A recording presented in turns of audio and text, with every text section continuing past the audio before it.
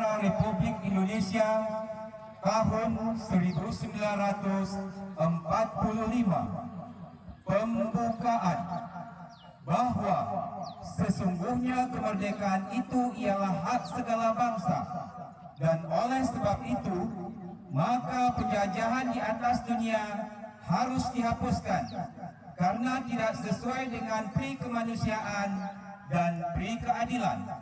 Dan perjuangan pergerakan kemerdekaan Indonesia sampailah kepada saat yang berbahagia dengan selamat sentosa mengantarkan rakyat Indonesia ke depan pintu gerbang kemerdekaan negara Indonesia yang merdeka, bersatu, berdaulat, adil dan makmur.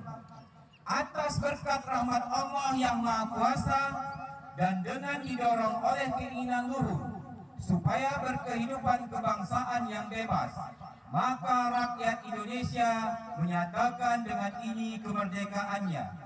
Kemudian daripada itu, untuk membentuk suatu pemerintah negara Indonesia yang melindungi segenap bangsa Indonesia dan seluruh tumpah darah Indonesia, dan untuk memajukan kesejahteraan umum, mencerdaskan kehidupan bangsa, dan ikut melaksanakan ketertiban dunia yang berdasarkan kemerdekaan, perdamaian abadi, dan keadilan sosial. Maka